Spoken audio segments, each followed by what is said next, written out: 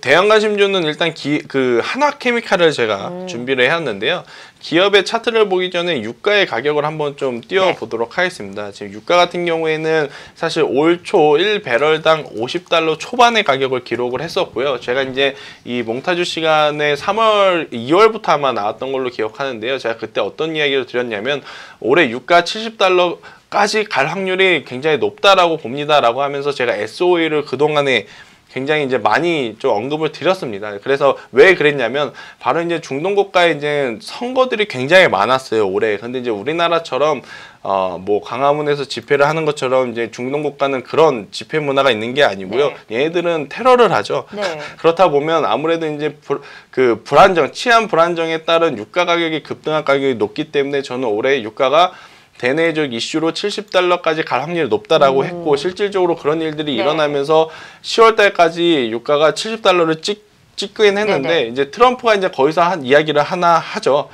본인은 고유가를 별로 좋아하지 않는다라는 발언이 딱 나오면서 계속해서 유가가 이제 하락을 했는데, 오를 땐 10개월 걸렸는데요. 내릴 때는 딱 20일 딱 걸렸습니다. 너무 단기간에 급락해서요. 네, 심지어 올 초 싸다 했던 $50도 깨지는 지금 유가 가격을 기록했다라고 한다면, 올 초에 유가가 상승할 때는 유가 상승 수혜주를 우리가 매매를 했다면 지금 유가가 떨어졌을 땐 당연히 유가 하락 수혜주를 저희가 이제 매수를 하는 것이 좋을 것 같습니다. 그래서 하나케미칼을 갖고 온 이유는, 하나케미칼 같은 경우에는 이제 유가가 하락하게 되면 원자재 가격이 떨어질 가능성이 굉장히 높은 거죠. 그래서 지금 당장 보유 재고는 당연히 그 전에 높은 유가를 이제 기록했을 때 샀기 때문에 크게 반영되기는 어렵겠지만, 내년 1분기에 이제 포함될 수 있는 그 재고분에 대해서는 지금 떨어진 가격대에서 이제 제품을 그러니까 원재료를 구입하는 거기 때문에 아무래도 이제 마진율이 높아질 가능성이 높습니다. 그래서 롯데케미칼, 하나케미칼 이런 화학주들 같은 경우에는 유가 하락의 수혜주로서 앞으로 주가가 충분히 상승할 여력을 좀 보일 가능성이 높다라는 관점에서 하나케미칼을 가지고 왔고요. 오늘 이제 어제 간밤에 이제 오랜만에 또 유가가 좀 상승을 하다 보니까 롯데케미칼, 한국전력, 하나케미칼 지금 조정을 보이고 있긴 하지만, 그래도 실적을 생각해 본다라고 했을 때는 조정 시에 매수를 한다면 굉장히 좋은 성과를 낼 수 있다라고 좀 봅니다. 그래서 하나케미칼 같은 경우에는 현재 가격에 그냥 사시는 것이 좋을 것 같고요. 현재 가격에 사셔서 22,000원을 좀 목표가로 좀 보시면은 굉장히 좋은 성과 있지 않을까, 이렇게 말씀드릴 수가 있겠습니다. 네, 유가 하락 수혜주로 대형 관심주에서는 하나케미칼 말씀을 주셨습니다. 이건 그냥 제가 개인적으로 궁금한 건데, 유가가 이렇게 단기간에 급락을 했잖아요. 지금 차 운전을 하면서 도대체 유가가 하락하면 이게 언제쯤 우리의 생활에 반영이 될까, 유가가 떨어진 게. 그리고 이렇게 기업에도 유가 하락한 게 언제쯤 이렇게 좀 호재로 반영이 될지. 제가 일단 개인적으로 계산을 좀 해봤거든요. 이제 어떤 계산을 해봤냐면, 이번에 유가가 굉장히 크게 오를 가능성이 높다라고 저는 생각을 했기 때문에 미리 좀 얼만큼 오르면 우리 그 시장의 그 주유 가격이 오를까 이걸 계산을 해봤더니, 오르게 되면 2주 안에 오릅니다. 기름값은 평균적으로 2주 안에 오르더라고요. 근데 떨어지는 것은 평균적으로 3개월이 걸리더라고요. 장난 안 하죠.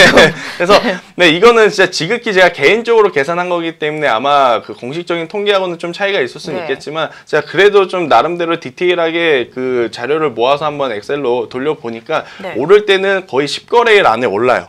근데 내릴 때는 약 60거래일이 지나야 그때야 조금 떨어지는 그런 모습을 좀 보이는 게 지금 우리나라 유가 좀 가격이다라고 좀 볼 수가 있겠는데, 하나케미칼 같은 경우에는 사실 이런 대기업은 그날 사서 그날 팔 수 있는 게 아니지 않습니까? 그래서 보통 3개월치, 다음 분기에 살 거를 전 분기에 좀 사는 모습을 보이는데요. 그럼 이번 분기에 산 거는 아무래도 유가가 올랐을 때 이제 산 거기 때문에 반영이 되기 좀 어렵겠지만, 그래도 다음 분기에 이제 매출로 잡히는 그 재고분에 대해서는 지금 유가가 저렴할 때 사는 부분이기 때문에 굉장히 이제 크게 실적이 개선될 가능성이 높고요.